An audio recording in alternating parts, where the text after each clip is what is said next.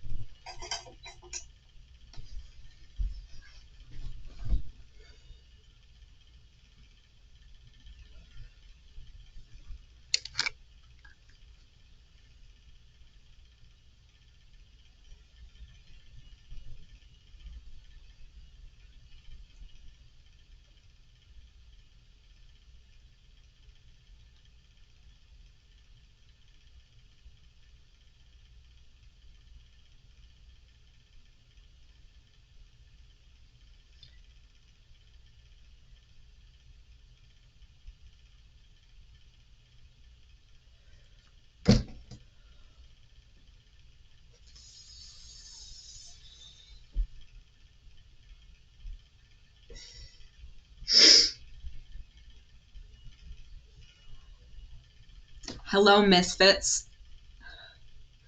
Welcome to the chat. I have a cold, a really bad cold. I'm usually much more bubbly. So, anyways, welcome. This is a terrible first impression.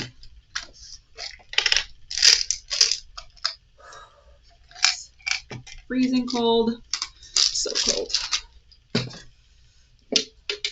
Don't look.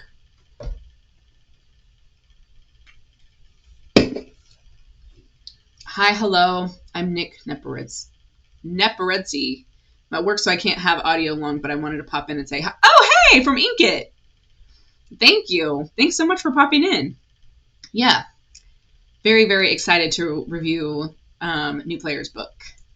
Very, very excited. So, and I'll post it on YouTube if you want to watch it later. So you don't have to miss anything, just the chat if you want. It's going to be so good. I'll post the link to my YouTube on my page. I just got Inkit. I have no idea anything about it. I spent probably like 5 minutes on it so far, and read like 2 chapters of some books. And I'm like, okay, this is like Wattpad, but with badges. This is awesome. So I'm very excited about Inkit. Is my internet being sketchy? It's being sketchy on my end. I feel like I'm all over the place.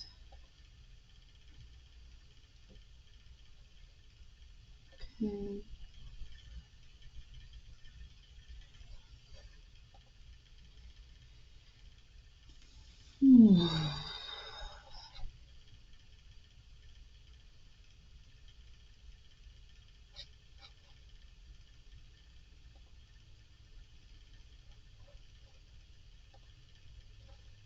Oh my goodness. Okay. I think I'm just gonna get started. I don't know if you're still on here, Misfits, but am I glitching out like super hardcore? Or am I like, you can hear me? Because sometimes at the beginning of the stream, it's all not pixely, but like you can't hear me, you can't see me very well. Sometimes that happens, not every time. You're smoothing out. Okay, good. I don't want to miss anything. Oop, my light just turned off. BRB. No. This cold is gonna kill me. Oh, there we go.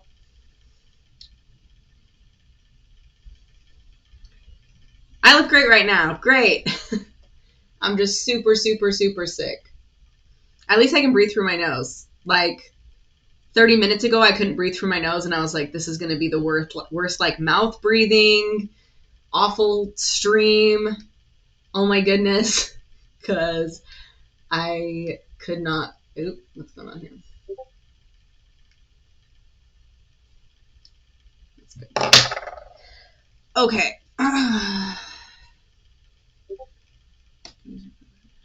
Let me see what Excedrin.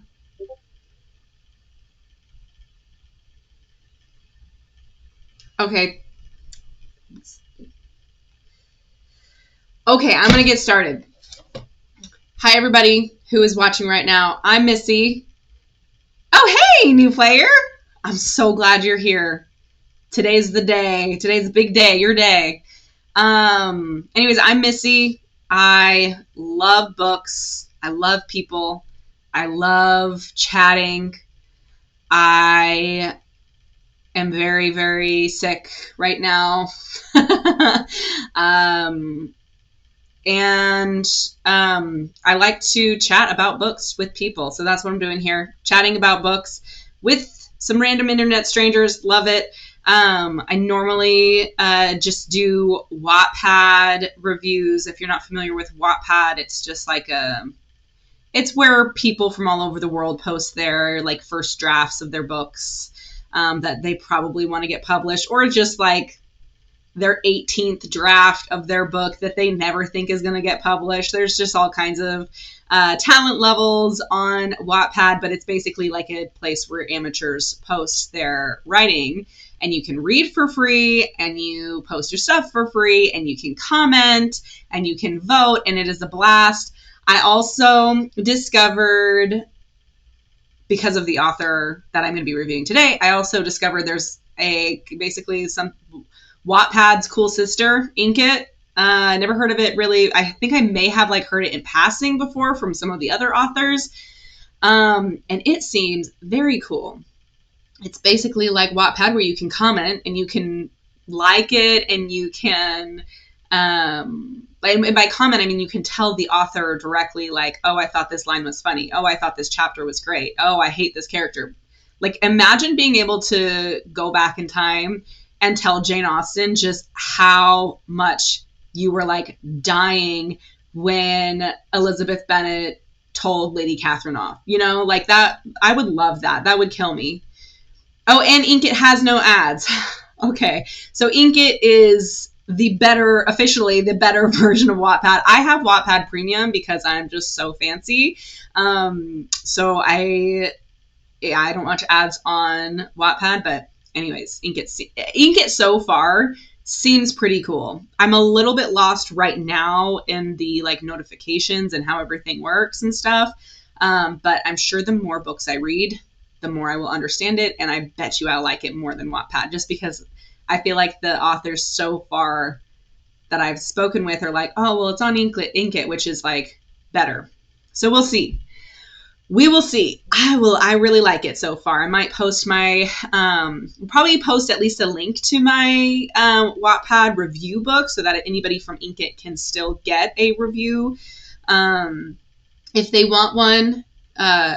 If they don't have like a Wattpad account, maybe I'll post like something, the equivalent on Inkit. That way it's I don't care where you post your book. I just want to read it. So anyways, that's what I'm doing. I'm an amateur reviewer reviewing some amateur books on here. And just a little caveat, I don't have a degree in English or journalism or writing or editing or whatever. I don't even know the list of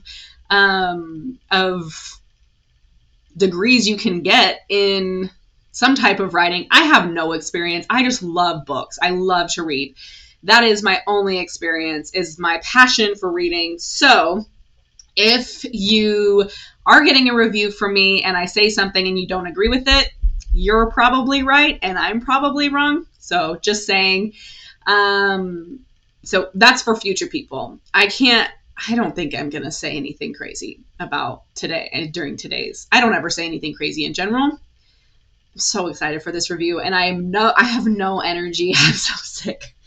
My daughter has strep, and I must have caught it because I'm dying and I don't feel good. So sorry, new player, you caught me on a bad day, but I still am pushing out this review because I seriously am so excited for this review. So I'm just going to pull it up really quick, and then I'm just going to gush for a second, if that's cool with you.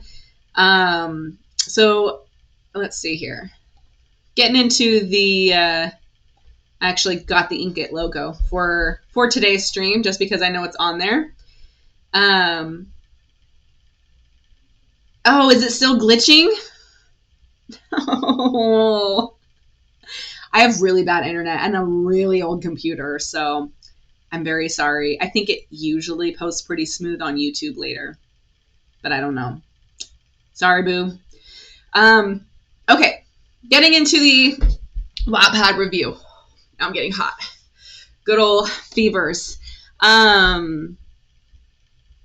Okay, getting into my Wattpad review. So, again, I post on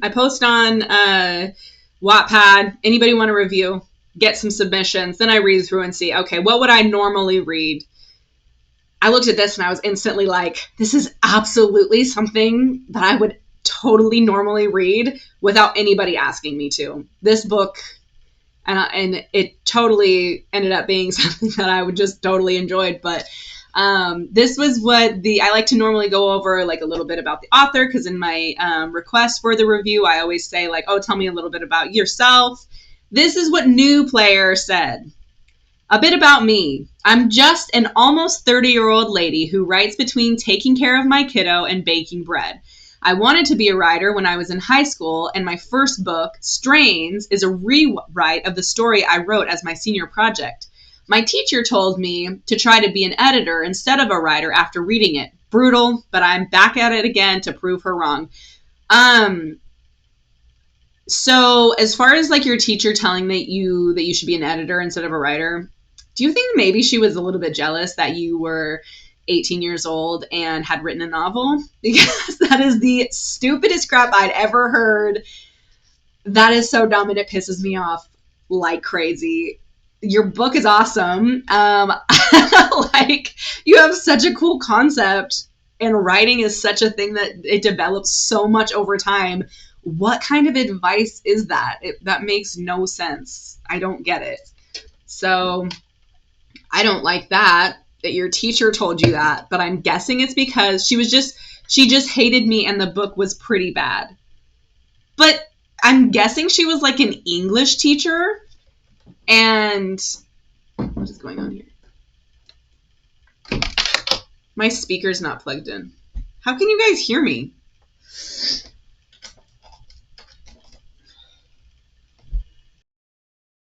What the heck? Can you hear me better now? Test, test, test. Is this different? I was like, why isn't the light on my speaker on? Turns out it's not plugged in. Can you guys hear me better with this in front of me and plugged in? Clearer for sure. Okay, great. It must have just been going off of my laptop, which is way over there and super, super loud. So I'm glad that this is working. She just hated you and the book was pretty bad. Okay, everybody's like first book is bad. Everybody. I'm sure Stephen King isn't super proud of his first book. What the heck? That is brutal. I'm going to give you some advice to somebody who's not in the field. I think you should be a writer. You should definitely, this is the only book that I've read by you, but I read a lot of like easy vampire type stuff. It's, Twilight kid. I loved Twilight as a kid. So I was like, I always am kind of like looking for a vampire romance. They're always fun as long as like there's like too much where it's like, okay, this is so predictable. But for the most part, they're just almost like cozy reads. And yours is like amazing. So yeah, I think that you should definitely pursue being a writer. I smiled basically nonstop reading your book. So that's coming from somebody who spends money on vampire books. So just a little something for you. Hang on. I'm going to put you guys on mute while I blow my nose because like I said, I'm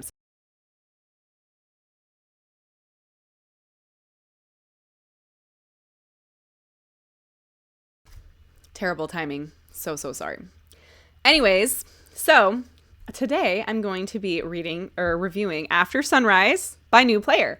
So what you're saying is you owe me money. Yes. So I was like, oh, this definitely seems like something I would purchase at Barnes & Noble. Like if I picked it up, and I know that at my last review, when I was doing the first impression reviews, I was doing like the summaries and the tags and the cover art. If I was in Barnes & Noble and saw your book and saw that summary, I would spend money to purchase that book. So that's basically like the highest praise I can give. And on my Wattpad, I have a reading list that is titled "Would Pay Money to Read If I Had to." And that means I would buy this book and have it in my library.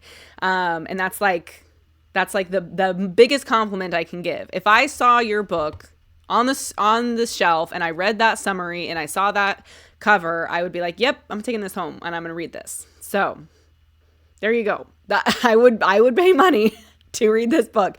I did buy one of my, when I reviewed Hello SpongeBob Comedian. I did one of these reviews, a Wattpad review actually sells their books on, hey, Dom Rocks, welcome back. Anyways, one of the Wattpad authors that I reviewed their book did sell their book on Amazon. And it was like one of the first books that I had reviewed. So I was like, oh, cool. I'm going to go buy it on Amazon. And so I did. And I have a copy of it in my library. So anyways, I think After Sunrise is in that tier, or is very close to that tier. And I will get into what I mean by that. So just really quick, I know I already did the first impression review the week before. Last week was Valentine's Day. So I was with my husband. Am I a tap dancer? Are you talking to me? Because I'm not a tap dancer. I'm not a dancer. I was a cheerleader, but I don't have a lot of rhythm, I don't think. So tap dancing is definitely out. Okay. Wait. Dom Rocks is a tap dancer? Are you a famous tap dancer? Do I have a celebrity in my inbox or in my chat box? I'm going to take this off because my fever has switched from chills to sweats. Oh my gosh. It's going to be one. Yeah, I'm a virtuoso tap dancer. What? Very cool. Cool if you tap dance. That's amazing. Okay. So anyways, I'm so sorry. I have a huge head cold. So I'm so sorry. I'm always all over the place, but this is like extra all over the place. I did my first impression review a couple weeks ago, and it still stands completely perfect.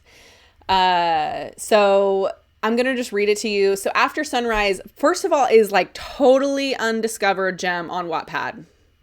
It is amazing. There's only 477 reads according to this morning. I don't even know how many reads. I don't know how many reads you've gotten since I reviewed the first impression a couple weeks ago, but I'm guessing it was even lower because I hadn't read it yet. And I know that Ellen has been reading it. I thought I saw some other people reading it, but anyways, I think it's just crazy how it has so few reads. So I'm really hoping that it kind of like pops off and it gets really popular soon, because it definitely deserves it. It is has 44 parts and is only like 5 hours and 40 minutes according to Wattpad to read. So I think that it's pretty quick. I mean, it's a pretty standard novel, but some of the novels on Wattpad are like 12 plus hours. So this is a very good length book. Very, very fun to read. I think I read it in one day. I think because, like I had mentioned, my daughter has strep. I had to go pick her up from school at like 9 o'clock in the morning because she said she wasn't feeling good. She started vomiting. And so I just sat in her room and read your book all day, all through the night. And I think I didn't stop until I had finished it, because it was bingeable. So I read it in one shot, and could not stop. So very, very good book. Oh my gosh, I'm so cold again. Okay, hang on, guys. I'm sorry. I'm just sick. Okay, let's try this. Okay, I'm back. Okay, but this is, so anyways, Undiscovered Gem on Wattpad. This is the description. It's provided by the author. In a world where vampires, werewolves, succubi, and other underdwellers live alongside humans, few believe witches exist. Magic is the result of generations of mating between monsters, so wouldn't witches be the worst of them all? Whew. Vicky isn't sure. Her pitiful magic only serves to make things smell nice, and her only goal is to use it to save herself from bankruptcy. That isn't the way Evan, a prideful vampire, sees it, especially after being nearly killed by her. He's out for blood, she's out for money, and love is out to get them both. An 18-plus split POV romantasy scented with magic, banter, monster brawls, dirtbag exes, and a dash of spice. Yes, thank you, new player. I'm glad it suits you, because I'm obviously a mess right now too. Oh, and this thing is so ridiculously warm. I bet it warms me up a bit too much. It's like sitting inside of like an oven. Okay, I love that. It's so short, so packed with like, it's like fun. It's full of whimsy. I love that word, full of whimsy. I love it. I totally get the gist of the story from it. I feel like it's super appropriate. After reading the book, I feel like it's super appropriate. You would be hard pressed to find. I mean, I have not seen a better. This was just really hooked me. I don't know if it's like a good match for me or something, but when I read this, I can't believe how excited I was to read this, because it's funny, it's got vampires, it's got romance, it's I don't know, it's really cute. I love it. I loved this summary. I already did the tags review from last stream, but the tags are third person, cozy, discrimination. Oh, I see you added discrimination. Enemies to lovers, fantasy, fluff, forbidden, HEA, which stands for happy ending, right? Happily ever after. Hybrid, magic, new adult, pararomantasy, paranormal, revenge, romance, romantasy, rom-com, slow burn, spicy, stalker, supernatural, vampire, vampire romance, and witch.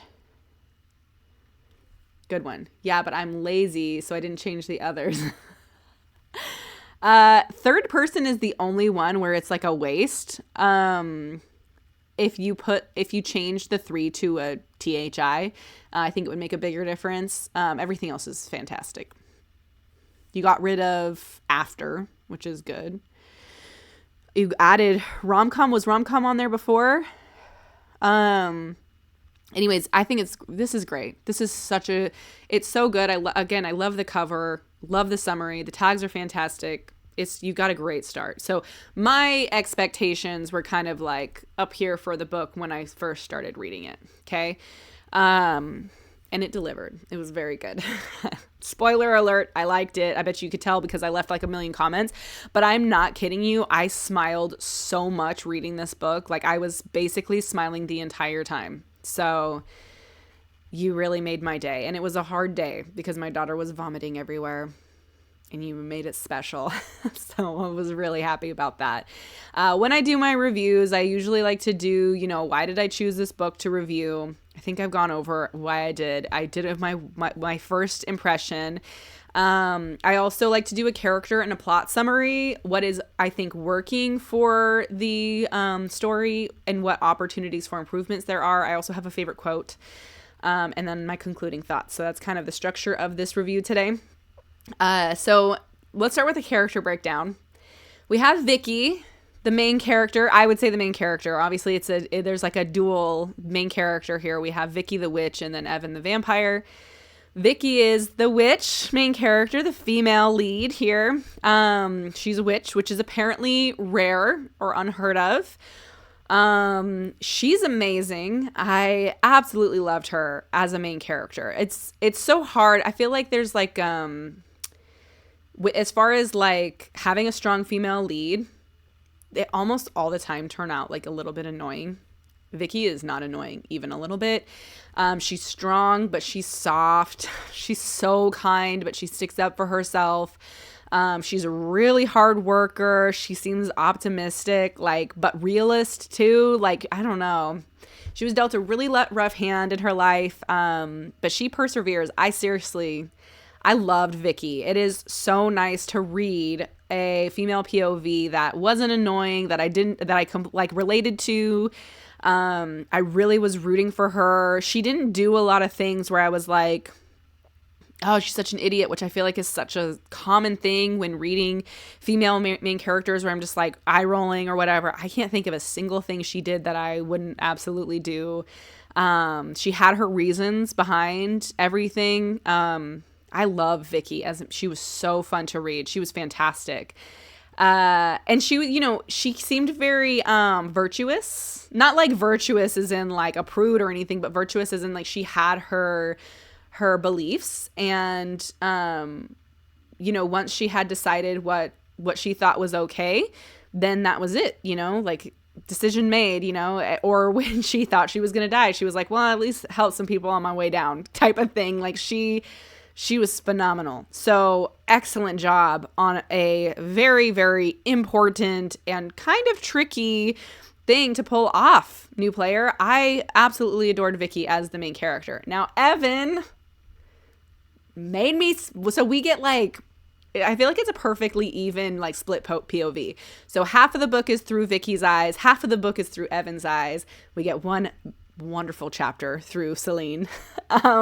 But Evan is the vampire and the love interest. Obviously, I loved him too so much. I was looking at the comments on Evan and it was like, oh, I'm not sure if I liked him, wondering if he's like a good guy or not. And you know what? This dude just has so much character development in this short period of time that if you don't love him in the beginning, you're definitely going to love him by the end. I was dying for every single chapter that was written in his POV or any scene that he was in. He really took over the page. He was so funny and not intentionally funny. This guy is not like a funny guy. He's hilarious to read. He was adorable. Also not intentionally adorable. Oh gosh, I loved him. He starts off super arrogant, very elitist. And he throughout the book is, I feel like, at least the first half, probably deeper into 3/4 of the book, is not good at identifying his emotions. He's just a typical vampire, which, by the way, is apparently also uncommon, similar to a witch. However, like, you wouldn't see one on the street, but they apparently, everybody knows that they exist, and they exist in the circle, which I'm guessing is the Arctic Circle. That was my guess, is what they live in the circle because there's no sunlight there, at least during the winter. And I'm guessing during the summer they head to the other circle. What was that? Our Antarctic Circle? I don't know. For a second winter. So just to stay out of the sun all the time, which makes sense because they're vampires. They can't go in the sun. So anyways, that was my assumption there on the circle. And anyways, I loved Evan. Also, hilarious name for a vampire, Evan. It's like, oh, this is, yes, the Arctic. Okay, it said like the circle, and I assumed it was the circle as in, like a community, not necessarily a place. So I would definitely, that was actually one of my suggestions, is to just make it clear that it's the Arctic Circle, and not a circle as in like, oh, I couldn't leave like if you were in Divergent, like, oh, I couldn't leave Abnegation. Like, that's what I was picturing at first. Cardi would be a good vamp name as well. Cardi. Hang on, I'm gonna put you guys on mute one more time.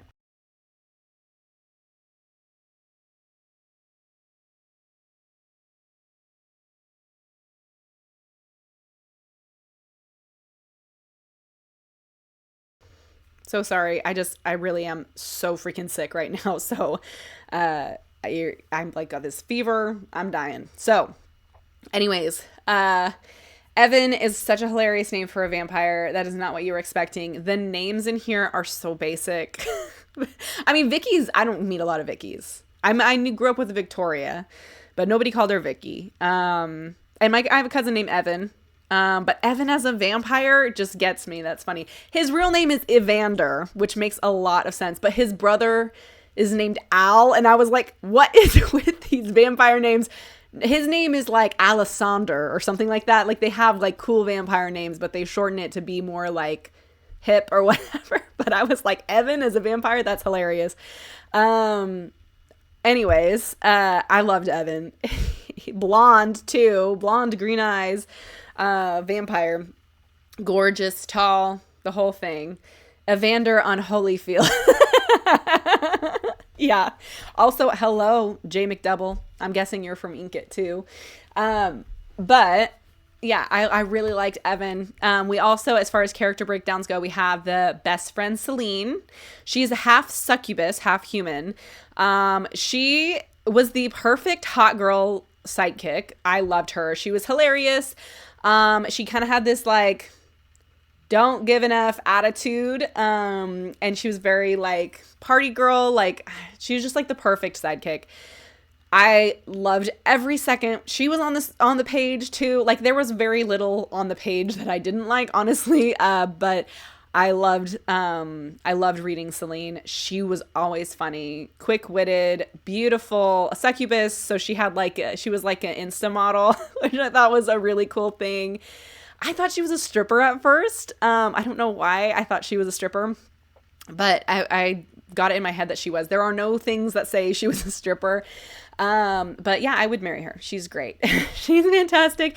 And then we have the ex-boyfriend, which is mentioned in, as far as the only other character I'm going to mention on here, for my character breakdown, because I don't want to do spoilers or anything. But there is Carter, the ex-boyfriend, who is an incubus, which is, a lot of people don't know what an incubus is. So I would definitely include some type of better descriptor of how he feeds, because I would imagine, like, a lot of people might be picturing like a different style of vampire when that's really not it is. And then if you Google what an incubus is, it just says a man who lies with women while they're asleep, which just sounds like a rapist. Came through the feedback tag.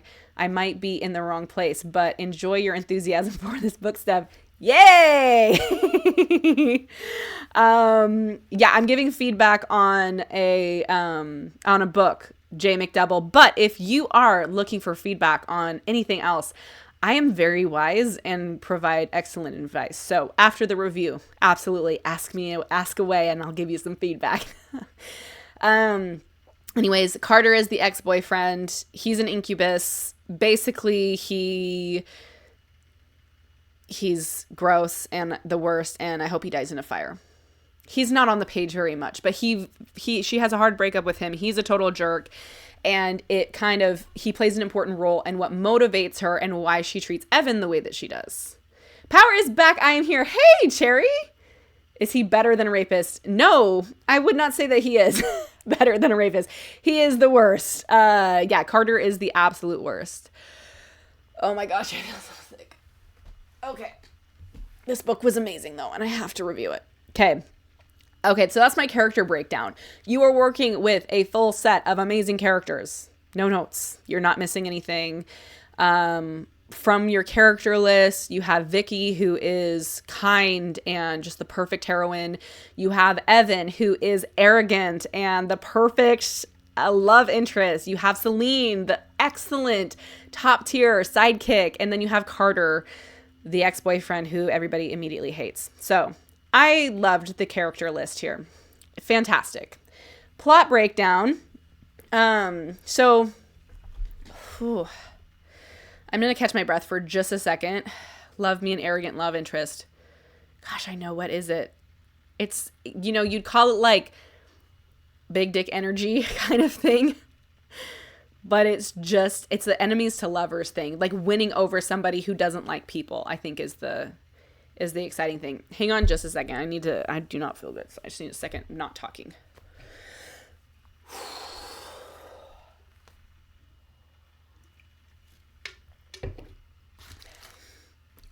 So sorry.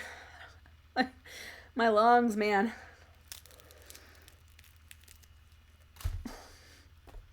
I have a cold.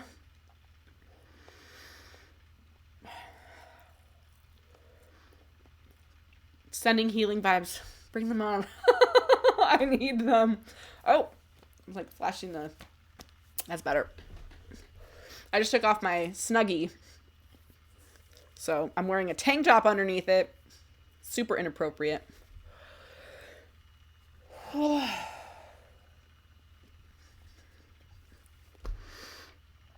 so sorry, new player. And everybody else watching this. This is not fun to watch. And you're probably listening to me eat. I should back up. Thanks, Jerry. Ooh.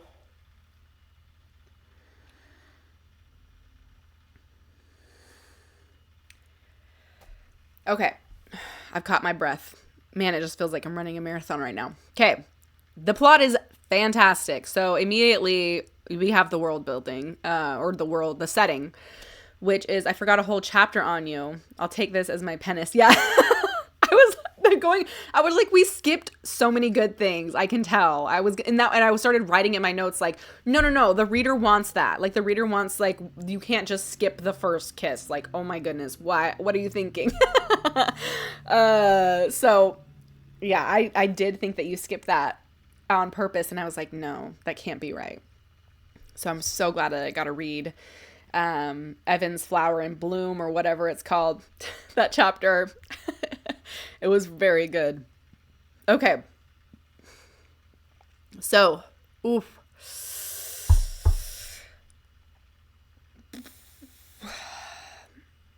Give me a sec. My grilled cheese is coming back up.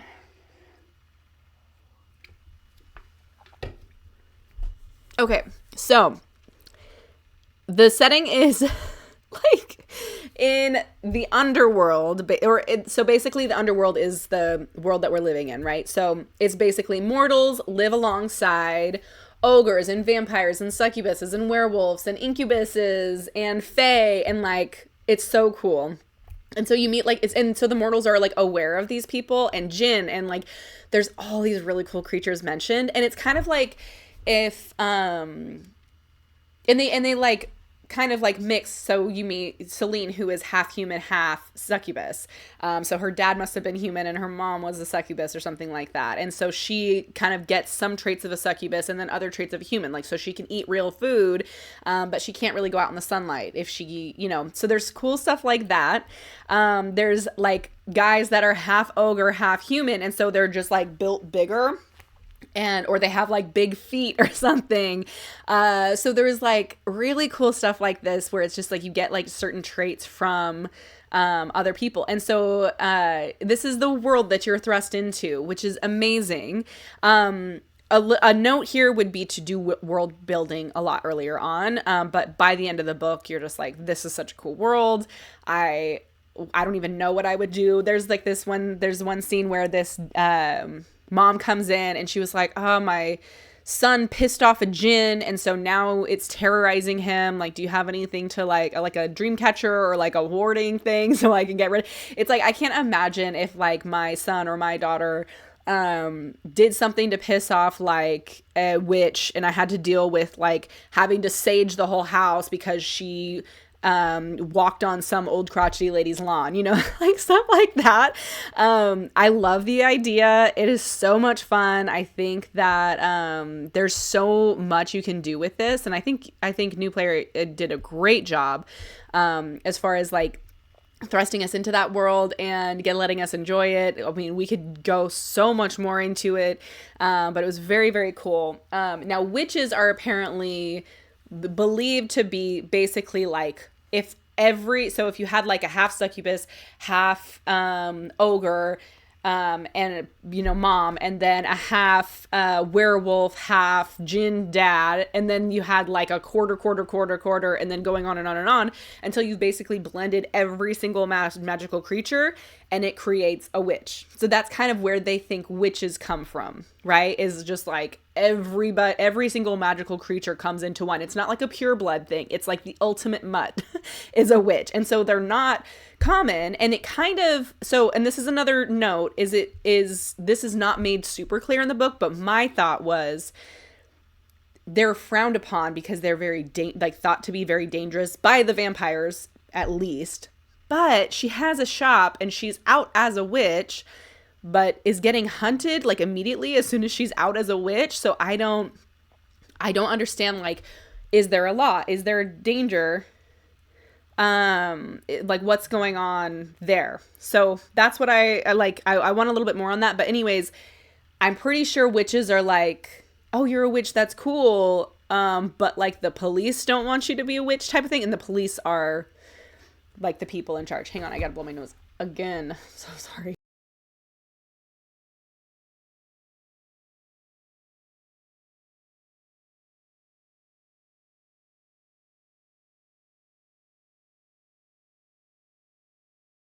I'm really sorry. I feel like I'm sick half of these streams, but I do get a lot of viruses. It's the whole reason why I work from home, is because I don't have to call in sick if I am sick.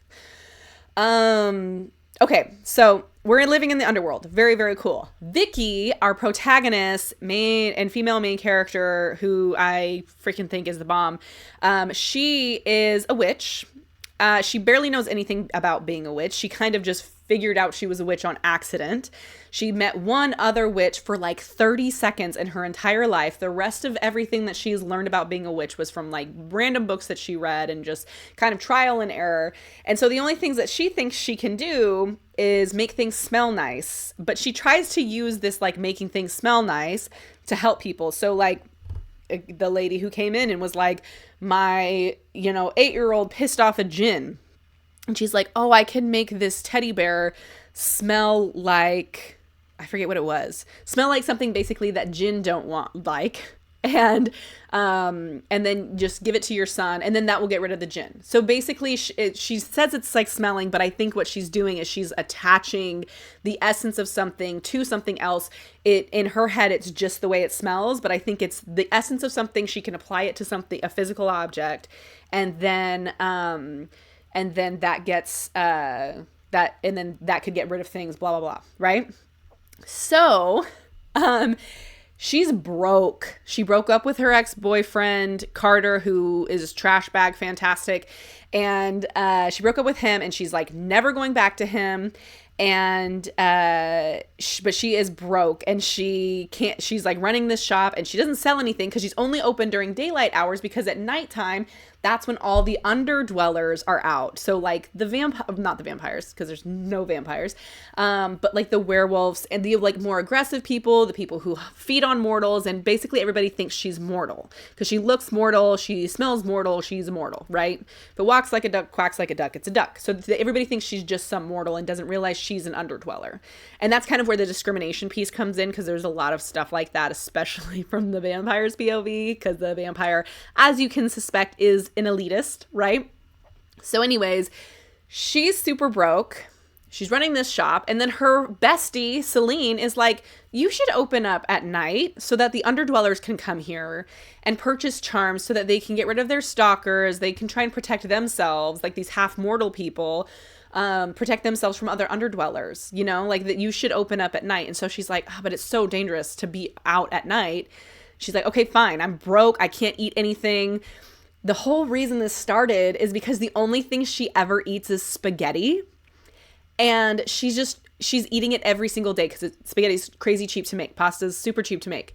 So she makes spaghetti, and she's like, what if I can make this like garlicky so I can make it taste better, so I can have like a garlic pizza flavored spaghetti and try and like enjoy my meal for once. So she goes out on a full moon, and she makes like a unguent or something that is garlic unguent, and she gets it, so she plans to sprinkle it on her spaghetti because that's all she can eat, that's all she can afford to eat, just spaghetti. Breakfast, lunch, and dinner is spaghetti.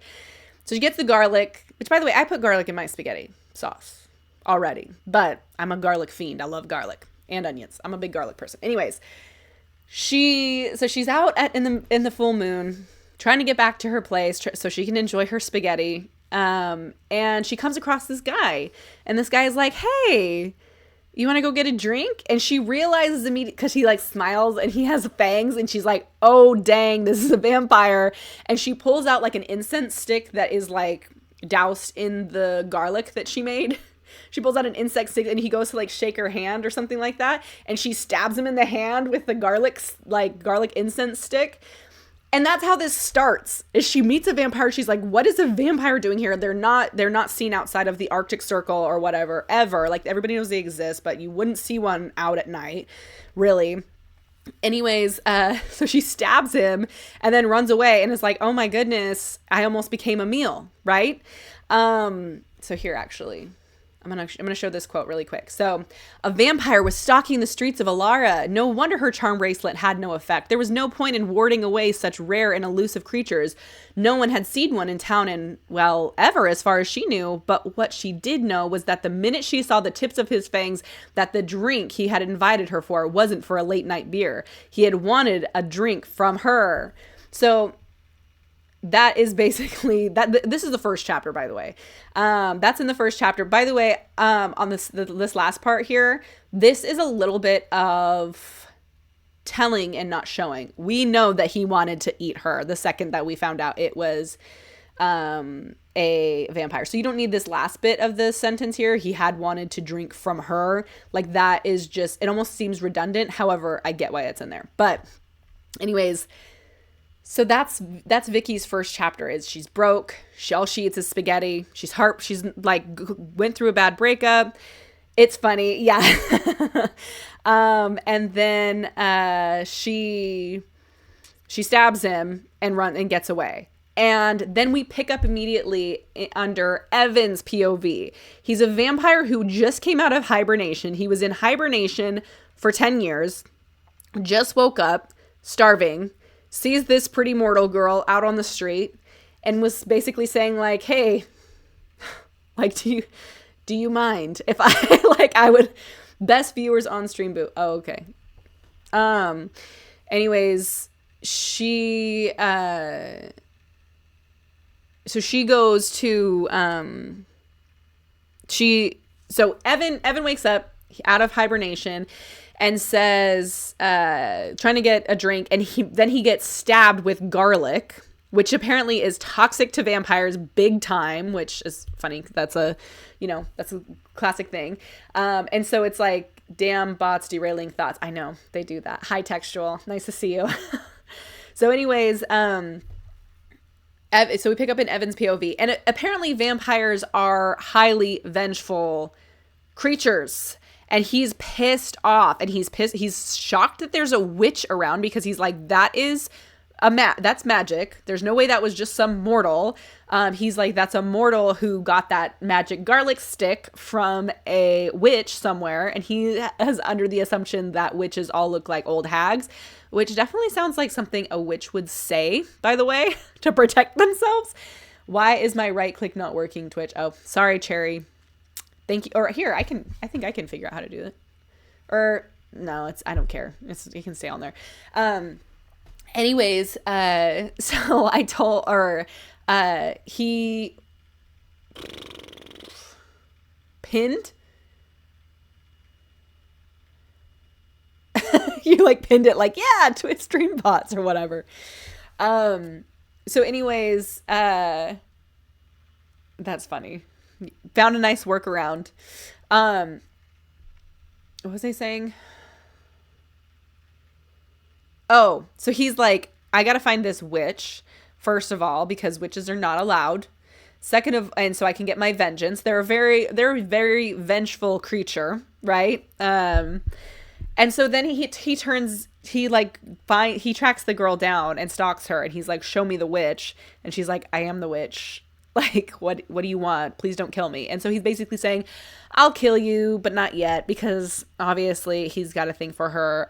But it's so funny. His POV is hilarious.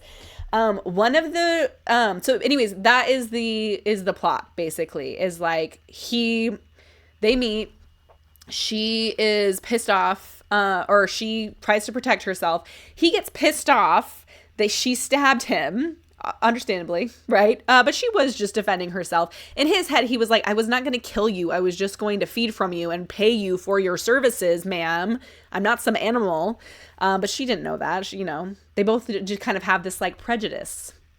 Is there any, I feel like this book comes up so much, but is this like a vampire Pride and Prejudice?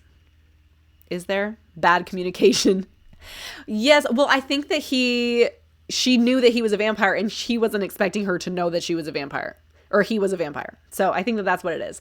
I'm getting a Pride and Prejudice vibe here, right? So maybe I'm just looking for things. I don't know. But anyways, she goes back to her shop. He tracks down her shop and is like shocked that there's a witch operating in public. And also, why is she so hot? She's not supposed to be hot, and she's like the hottest girl this Evan has ever seen. Not cool. I've never read P&P, so okay, well then never mind.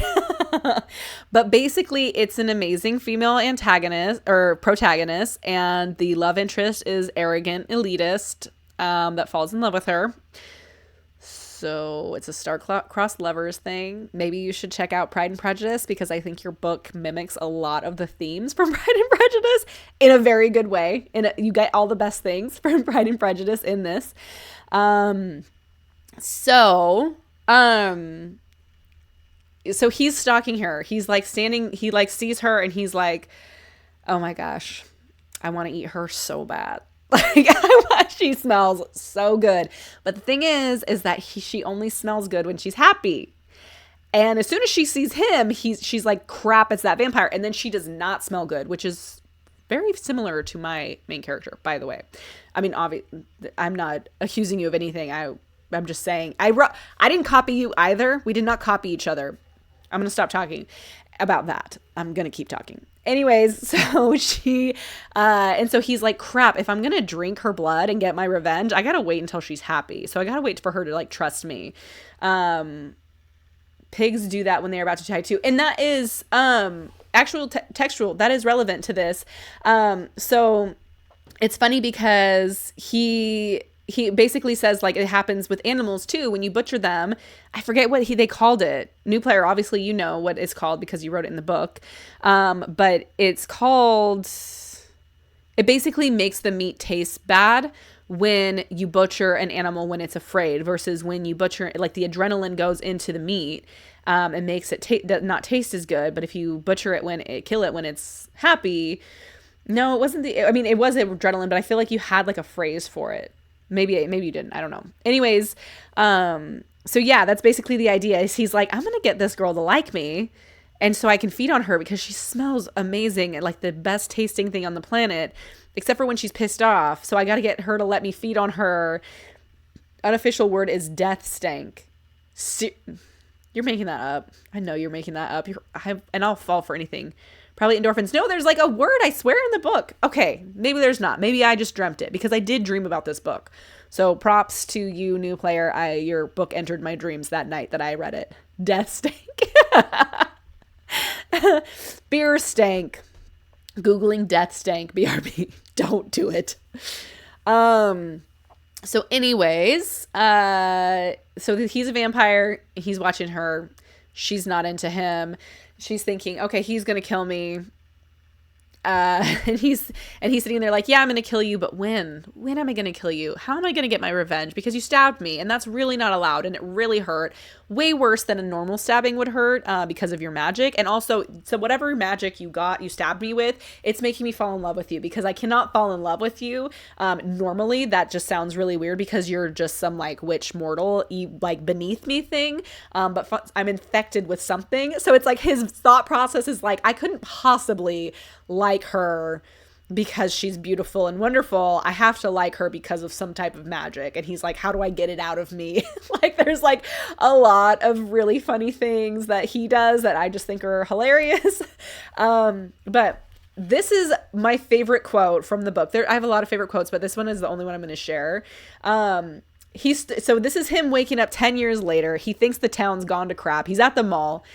He stood outside a lingerie store decorated in hot pink polyester. The poor mannequin in the window was dressed head to toe in the stuff, prime and ready for an infection of some kind.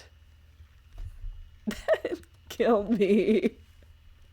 Primed and ready for an infection of some kind. Like, that is the least sexy lingerie in the world.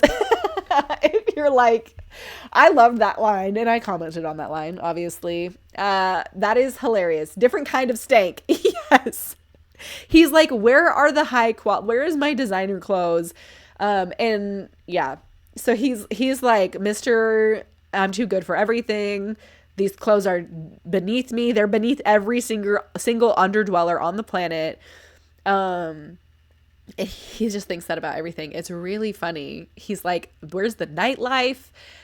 He's very concerned about the town, like that it's gone to hell, because like the quality of everything's dead. Like there's no like fun nighttime market. There's nothing. He wakes up 10 years later and he's like, hey, this place used to be cool. What happened? Turns out what happened is just like the mortals got kind of scared, so they always stay indoors at night, and the underdwellers kind of just they're the only ones going out at night, so it's like kind of like splitting. It's like putting up a wall in between the mortals and the underdwellers, which is just making the town kind of suck in general. No walkable neighborhoods. Exactly. Exactly. So that is kind of what's going on. So what's really, really cute is she knits or she crochets uragumi, some type of like little, she like knits these little like stuffed animals and she sells them in her shop. And every time she sews on the eyes, she like pricks her thumb. And so a little bit of her blood gets on the stuffed animals. And so he buys every single stuffed animal. So every day she opens, he comes in and buys out her entire stuffed animal supply. So she's like rolling in dough, able to eat things other than spaghetti all of a sudden because he's like obsessed with her stuffed animals. And so she's like, this guy is weird. Like he threatened to kill me. He's been stalking me. He won't leave me alone. And he keeps buying every single one of my stuffed animals. And she has no idea why. In fact, there's this really funny part where this lady comes in and tries to buy like a stuffed bunny. And he's like, ma'am, I will have that stuffed bunny. And she's like, well, no, I'm going to get it for my son. And he's like, no, I'll take it. And the Vicky, the main character, is like, no, she can have the stuffed animal. And he like seriously is so cute about the stuffed animals. I was like squealing. every single stuffed animal scene with this arrogant, all-powerful vampire who's such a jerk, obsessing over the stuffed animals and just grabbing them and sniffing them and having a drawer full of stuffed animals that he just likes to sniff, was such a adorable imagery. Oh my goodness. I absolutely adored that part of this book. It was so good. There's a lot of stuff like that. So cute. Oh my goodness. I have so many notes. So that's my plot breakdown. Obviously, what happens is they eventually get together and then other things happen. I don't think I'm going to go into spoilers today other than in the end, because I do have some comments on the end. But anyways, those are my notes. As far as that's my character breakdown, or my plot breakdown. And I'm going to blow my nose really, really quick. So sorry, everybody watching this. I'm going to blow my nose really quick before I get into the other stuff.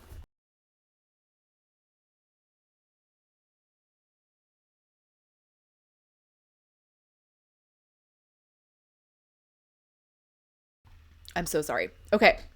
So that's my plot breakdown. Loved it. As far as what works for this, I think it's very clear. You have amazing characters. You have a very interesting plot.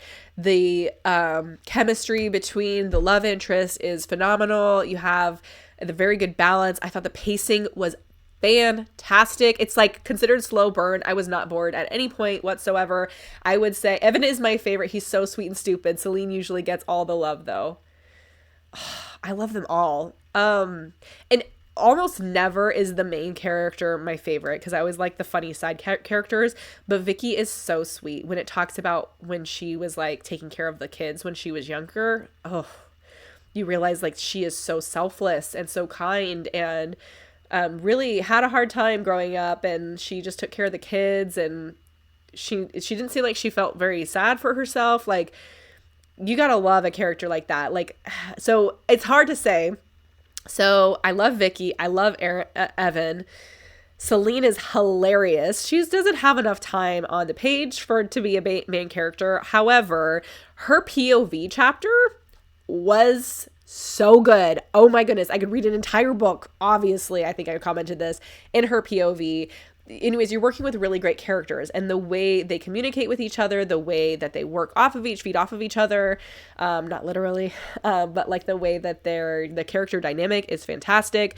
Everything is believable, especially for the underworld. I loved it. I loved everything about this. So fantastic job on, characters. The setting is very cool. The underworld is amazing. This is a huge, note, is you need to do a little bit more world building. One thing that you did that was I'm sorry, I'm talking directly to you, new player. Celine's getting her own book whenever I get to it. Can't wait to see her fall in love with a hunter. Oh my gosh. Yes, please. Oh my goodness. Okay, so there's this one show, what's it called? Lost Girl, and it is about I think it's a succubus who falls in love with like a werewolf. And I remember watching it and thinking it was really good. Maybe check it out. Because it has like kind of a similar idea. What was I talking about? Oh, world building. One of the things that I loved about this is that it wasn't like there was no info dump anywhere in this entire book. The world building was very steady. You got pieces and pieces and pieces as you read. There was nothing like in the beginning, the first chapter, where it's like, and this is the world building. Like, this is the world we're in. However, we could use a bit more world building early on. Just like the same style that you do it, which is just like kind of like piecemeal, like feeding us snacks at a setting description is my weak spot. So that's fair. I don't know if it's setting description as more as it is, I would give more hints as to why Evan is there. Not necessarily the flower thing, but the fact that he's running from something. How long he was hibernating for. Where was he hibernating? Because there was something where I was like, oh, was he underground? Was he like on? Because I don't know why I thought this, but at some point I was like, was he buried underneath the sand in the beach? Is that where he was while he was hibernating? So there was, and I also want to get a little bit more on Evan. Why would nobody expect a vampire there? Why would nobody expect a witch? Or would they expect a witch? Because that was something that was confusing to me. Um, as far as like, okay, so are like witches like illegal, or are they just feared by the vampires, and are they in hiding? Obviously she knows nothing about them, so it makes sense, but she will know what other people think about witches, right? Like just through policies or whatever.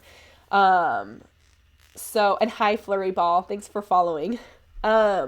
So anyways, so a little bit of background there. I would love a little bit more on underdwellers. So maybe, and there's so many opportunities for this. So it's like when you're in Evan's POV, you can explain what the deal with witches are, right? You can say like, there's no, like, you can explain like, why is he shocked that there's a witch around?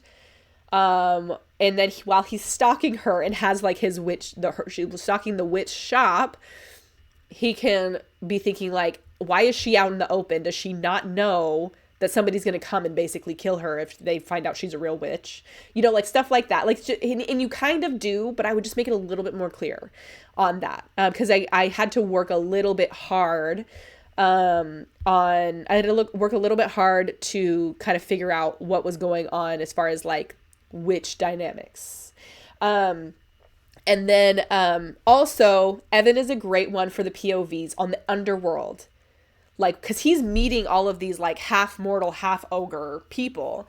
And so I was a little bit confused in the beginning, like, okay, do the mortals know about the underdwellers? And then obviously as you go on, you realize like, yes, absolutely, the mortals know about the underdwellers. But I would say using Evan as the kind of way that you're getting that information is like, if he meets somebody who's half ogre, he can be like, did a mortal have sex with an ogre? Was it the mom or the dad? Ever since we've signed this treaty protecting the underdwellers and the mortal relations, weird things have been happening. And so you're like, oh, so the mortals do know and they live amongst each other, and that's why this all, and then it all makes sense. You know, stuff like that I think will help build the world, but do it in the natural way that you already do everything. Where you know, you're doing it through Evan's eyes, and then obviously you can do the same thing through Vicky's more kind, understanding, not so elitist eyes, where you're like, oh, it's like a half werewolf, half, like you see like a little family come in and buy a stuffed animal or something. It's like, oh, it's a half, it's like an ogre walking in with his human wife, or and their little half ogre daughter who has like really big ears or something like that. And like, you can see like, oh, I'm so glad that the more, like, you can do that where you're kind of getting, Evan, who is very much like, maybe they should not be mating. Like, why are the underdwellers mating with so many mortals? Like, that's weird. That's disgusting. They're cattle. They're beneath us. They serve a purpose and we should protect them, and they have their rights, but we don't mate with the food. You know, that doesn't make sense. So, and then you come to Vicky, who's like, oh, I just love them coming together. Like, it's so sweet. And, like, I could see something like that being cool, because you're getting two sides of the story. Protect cow rights. By the way, why are cows so cute? I go on a lot of like drives to get my baby to fall asleep for his afternoon nap, and in an electric car, so don't come after me. Man, there's so many cows out there where I drive, and they're so cute. And every time I'm like, gosh, I love beef, but maybe I should stop eating beef because they're so adorable. Bougie. Yeah. Super bougie. So anyways, yeah, there's some opportunities for world building. However, one of the things I love about this story is how the world building is in no way, shape, or form info dumping. I never felt like everything is showing, nothing is telling. Fantastic job. I remember reading that and I was like, reading this and being like, this is so amazing. So fantastic. Love that. A little room for opportunity just to clarify, and just being a little bit more like, why is Evan there?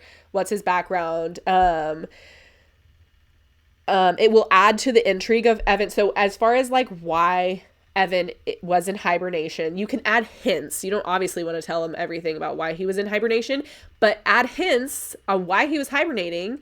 And it will add to the intrigue of the character and make everything a little bit less blind. Like, sometimes I reread stuff to be like, wait, am I missing something here? And then we need hints at the people that appear in the end of, so there's certain characters, I'm not going to get into spoilers, but there's certain characters that appear only at the very end of the book. And I would want hints to them in the early chapters, just as like a foreshadowing that we may be meeting them eventually. If they're referenced early on, it doesn't seem like they're included on accident. It seems like, okay, no, like this is all intentional. This is well thought out. It just kind of gives it a more polished feel. If you include them, not necessarily names. He definitely brings up his dad a lot. He brings up his brother. But I would mention that almost as in the introduction to what his deal is. And it's, I mean, I don't know. I don't want to give spoilers, but I would add a little bit of intrigue to Evan. I mean, we're already intrigued. He's a hot vampire. I'll probably add a scene of him checking his phone and his brother messages in Evan's first chapter. That is such a good idea. Wow. That is such a good idea. Really, really good idea. Going back 10 years of messages. Are you dead? Did you die? What happened? Where are you? Yeah, that's a good idea. And I mean, and also just running away from your problems. Look at my hair. Sorry. Got like an alfalfa thing going here. Yeah, running from your problems. Well, how big are the problems? Like you could just add a little bit more to his mystery, I think. And then hang on. Also, so I reread the first couple of chapters after I finished it, and Evan describes Vicky as a muddle-blooded witch. So I want a little bit more information on why he would be called. What is a muddle-blooded witch? What are the witches that are kind of allowed? Are there witches any allowed? Has he never met anybody? How are people aware of these witches? I know that we've talked about books that are just ripe with misinformation. How would somebody like him, who I'm assuming has been alive for a very long time, never came across a witch? And what are their rights? Do they have any rights? There's something about like he'll either kill you or put you in a coven type of thing. So they exist somewhere. This book is primed for a sequel. I will absolutely read the crap out of the sequel because I'm guessing one is in the works. Because I have a little, not important questions, but I'm very interested in this world.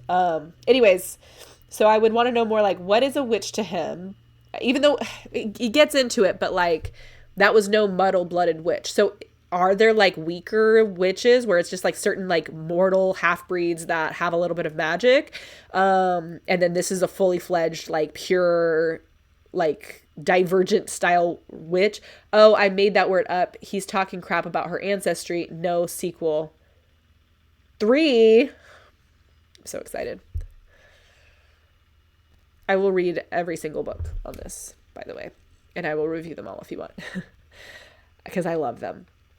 I want a little bit more on Timothy and what happened in the end. The ending is where my biggest, like, obviously everything that happened in the ending is great. But the ending is where I'm like, okay, I need way more answers. It seemed a little bit rushed.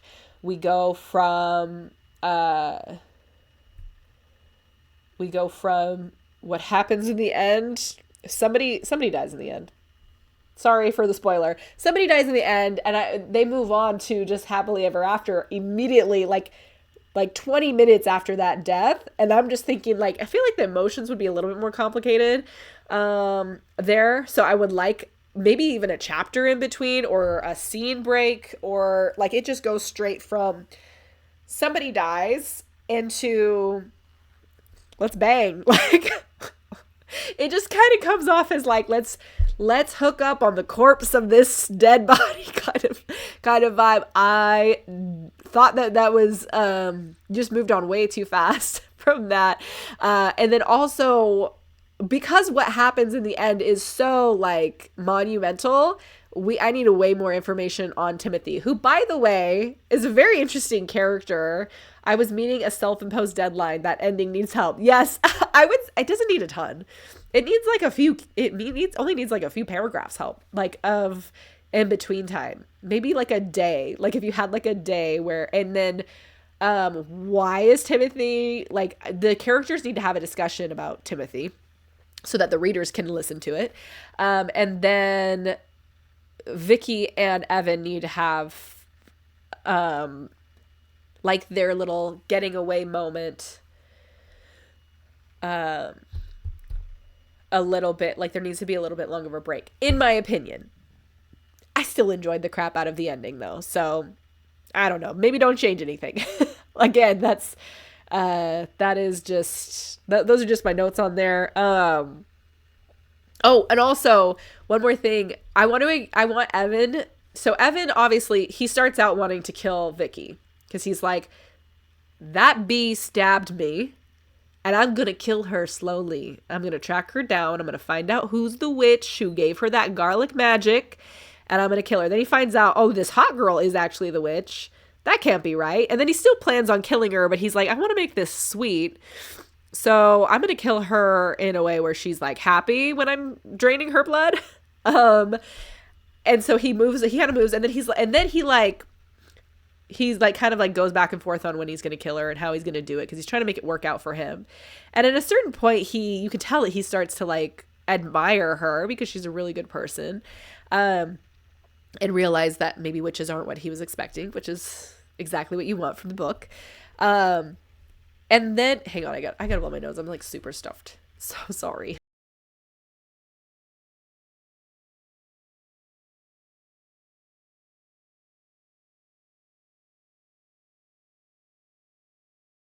Okay, so, I would like, so and so in your head, you're like, okay, he's definitely not killing her because he's into her, right? And then, but I want like and then he offers her like to be his blood wench, which I think is hilarious. Because she was obviously in a similar situation before with her ex-boyfriend Carter, and she gets really offended. But at what point between when he offers her to be his blood wench and does he realize that he actually doesn't want to kill her? When does he realize that? I want that if I can get it. Like, because he's very ignorant to his own emotions, it seems like, obviously. So I would like to see him have the realization, like, I don't want to kill this chick. She's fine. But I do want to eat her still because she just smells so freaking good. And I don't want anybody else to eat her. And I like her as a person. So I want to do that. So those are kind of my notes. Hang on. You make that for each other. Sorry. Just want to make sure I'm not missing anything from Cherry. If she had a surprise. Cherry, do you have a surprise? Or are we missing that? Anyway, so that's basically like my opportunities for improvement and my what is working. This book is phenomenal. I cannot tell you how much I was smiling. No surprise today. Okay, next week. Next week's is good. As far as what is working, it was so cute. The love the love story is so cute. The world is so cool and interesting. You can have so much fun with all the different characters you can have in a world like this. I love it. Oh yeah. Oh, one more thing. Include what an incubus is. I think I maybe had already mentioned this. How do they feed? I want to know that. Because when you look it up, it doesn't really tell you how they get their energy. Like, and he's like the ex-boyfriend's like hunting, and you're like, okay, but does he need this to live? Or is he just a jerk? Or like, I want a little bit more on what an incubus is because it depends. But anyways, man, what a very, very cool story. I loved it. Oh, there was a run-on, which was in the first chapter. So, so anyways, looking back at this, and there was a few sentences or paragraphs like this where I was like, okay, this needs to be broken up, and it's not a good it's very early, and there's nothing like this later in the book. Like the rest of the book is like grammatically easy. It's like super easy to read, flows really well, but in the first few chapters there's stuff like this, and I'm going to read this. Anything but go back to Carter. That jackass would share his bed with anyone, and comfortable or not, she still had her pride.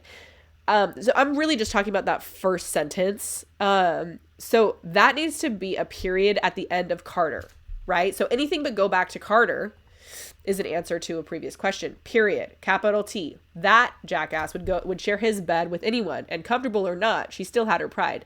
So there was stuff like this that just kind of made it harder to read only in the earlier chapters, and was not in the later chapters.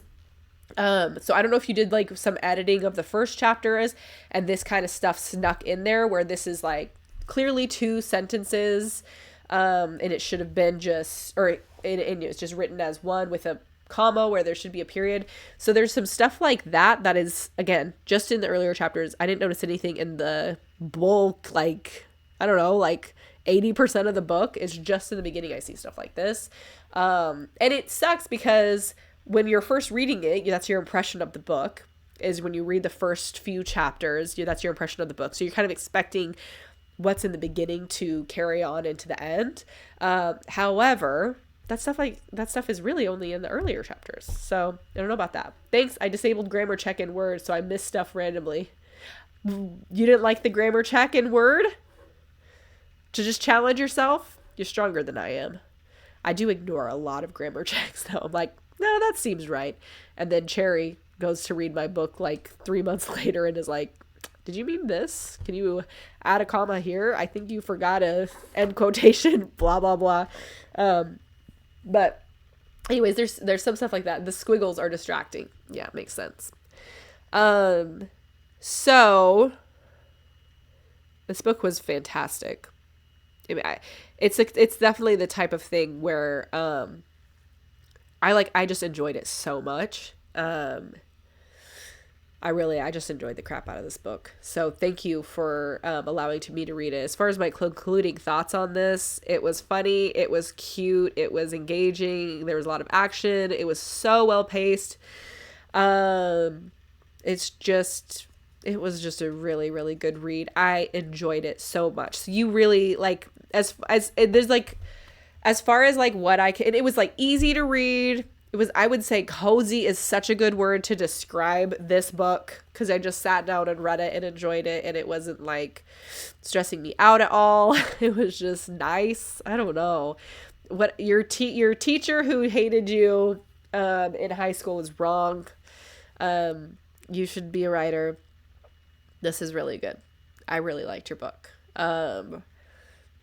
Again, just down to everything, the pacing, the characters, the plot, the love, the chemistry between the love interests, the world that you have.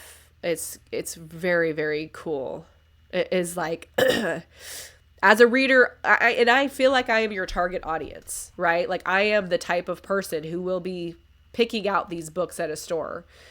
Obviously, I have a lot of good things to say about your summary and your tags and your cover art. This is something I would purchase at Barnes & Noble, 100%. The story did not disappoint. It was so nice to read. It was a very cute love story. Like, it was awesome. I gave you my notes as far as, like, opportunities for improvement. But, man, I want to read a second, like, I want to read a second book in this world immediately.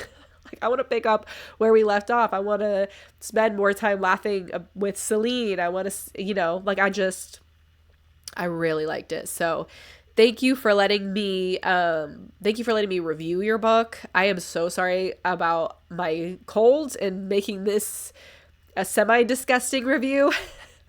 But I wasn't going to like just take a nap because I was so excited and be like, I'm canceling stream this week.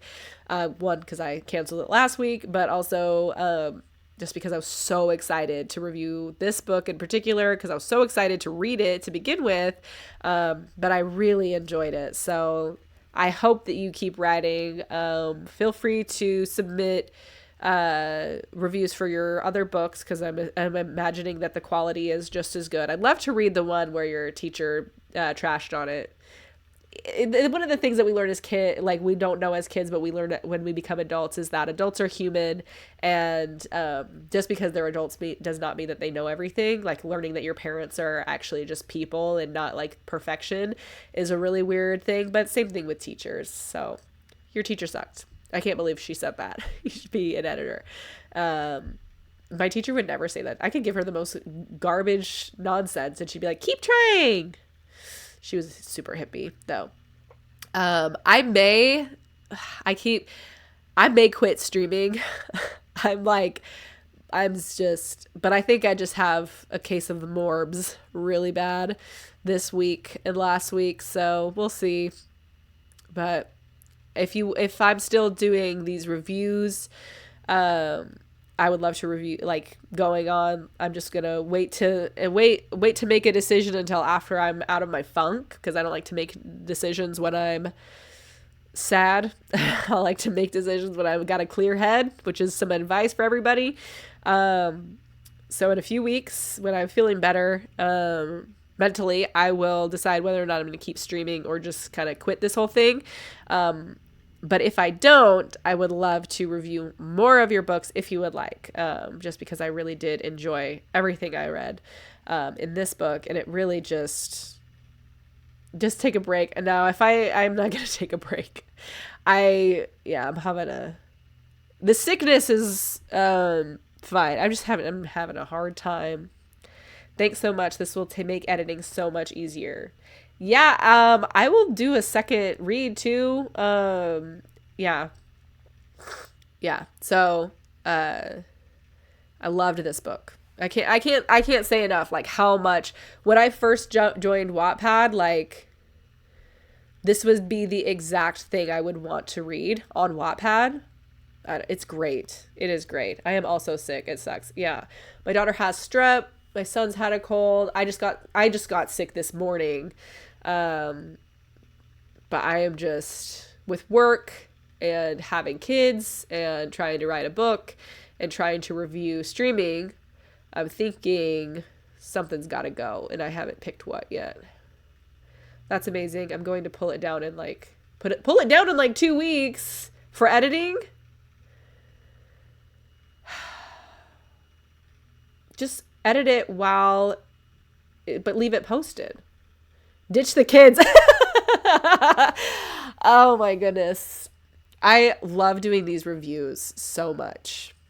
I want to send it to agents. Oh, yes. That's very cool. Do that. Do that. I had this thought and I didn't want to say it. No, I mean, kids are germ factories. No, I was like, because I could quit my job if I took my son out of daycare.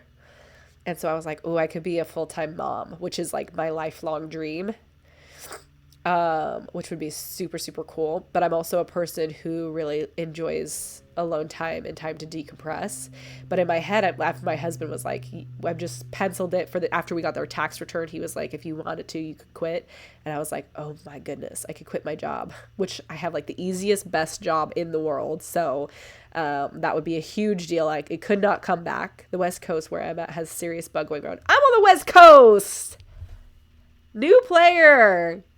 We're the best. But yeah, if I were to quit my job and be a full-time mom, I would not have time for writing my book. That's for sure. And I would maybe not have time to do this because I wouldn't be able to stream with my baby right here. So yeah, I'm in Oregon, best state on the West Coast, if you ask me. The West Coast is where it's at, guys. But I don't know. Maybe I'm just going through a hard time and I don't know. This sounds way more depressing because I'm sick.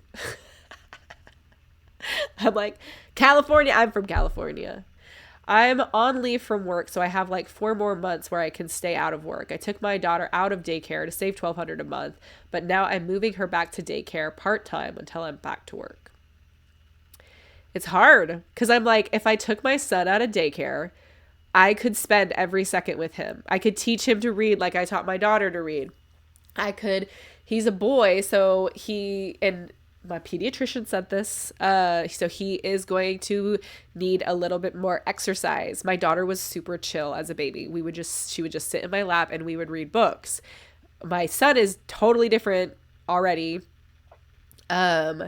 So I don't know. I'm making a decision right now, but again, I don't want to make a decision while I have a case of the morbs, which if you don't know what morbs are, it's basically depression for hot people. It's the temporary blues. So when I'm feeling better, I will make a decision on what I'm going to ditch. I really just want to finish my freaking book, but I'm on chapter 4 of re-editing it, and I don't want to give up for the billionth time. I want to just read it or write it because I think about it every second, but I have 4 books planned and I don't have time to write 4 books. And I don't have time to stream, and I don't have time to work, and I don't have time to sleep, and I don't have time to go to the gym, and I don't have time to really, really pay attention to my kids the way that I want to. Why does sleeping have to be a thing? I don't have time for anything. I would like to do it all. I've been drafting a petition for a 40-hour day. Thank you, Textual. Someone with a plan. I'll pass it around. Yes, I will sign that. That sounds so stressful. I am not stressed, just more like defeated. I'm bad. I feel bad at everything. You know, when you don't have enough time for things and then you feel like, I don't have time for things. So I'm just failing in every area of my life. I'm not as good of a mom as I could be. I am not spending as much time prepping for my streams as I should be. I'm not paying attention to my husband enough. The house is a mess. I'm not cooking every single night for dinner. I'm just like, I don't like, and work, man, they love me. I don't know why at work. They seriously love me. I think I'm a personality hire, and I feel like I brought this up before. I feel like I offer so little to my job, and they never complain. They never say, oh, you need to do this and this and this. I feel like I am failing so hard at work, just nobody's telling me because they like me, which sounds like a good thing, but it just makes me self-conscious, and it makes me stressed out. And thanks, everybody, for being my therapist for a second. But hey, maybe there's new player. I think you mentioned that you're a mom. So maybe you can relate for when you are just feeling not stressed. I just feel overwhelmed, you know? Like I'm just trying to do too much. And if I want to be good at one thing, I want to be good at being a mom. And I have an opportunity to do that. But I really like doing these reviews. I love engaging with authors. I love reading. I love talking. I didn't sleep. Okay, so fun fact about me is before my son was born, I just had my daughter, and I realized this life hack where I could work until like 2:00 in the morning, so midnight, 2:00 in the morning. I could work after my baby went to sleep and then wake up at 5 a.m. and be with my baby for breakfast, prep her breakfast because she was an eater, my daughter. And then, spend time cleaning the house, spending time with my daughter because she was hardly in any daycare. And then and so I was drinking 4 coffees a day, which may not sound a lot, but I'm talking like 4 like espressos, like stuff with like 4 shots of espresso. Like I was drinking so much coffee. I ended up in the hospital, laid out, had to have my gallbladder removed because I had destroyed the lining of my stomach basically every single day, drinking so much coffee, only getting like 4 hours of sleep every night. And so I told myself, oh, never again. I'll never have coffee again. Guess who's back to drinking coffee again? Like 2 coffees a day. Me.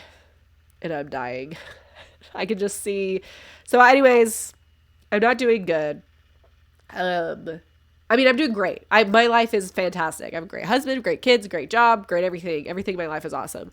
It's just a lot. So I'm back to coffee, and I couldn't have coffee before because every time I would have it, it would be like I'd have like a sip of coffee, and it would be like my stomach would be like, "F you, you're in pain, you're in serious pain."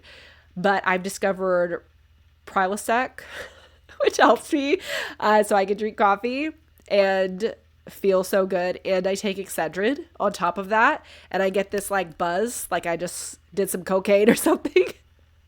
And I'm like, life hack. I'm just going to end up in the hospital again. My poor husband's like, I could just see, like, anyways, I want to keep doing these reviews. I may not do them.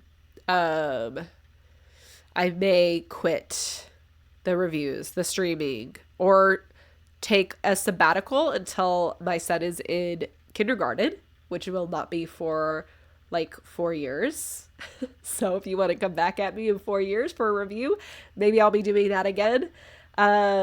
So anyways, I do, my next review is already planned out. I am reviewing, I think the book's called Hero, by another Dutch guy. I'm not going to make any decisions again until I'm feeling better, but I can't imagine that I'll quit and then come back. Maybe I will. I don't know. Nothing's permanent. I'm not getting paid to do this, but if I quit my job, I will not be able to get that back. So I need to make a decision. So I'll never stop reading though. That's one thing.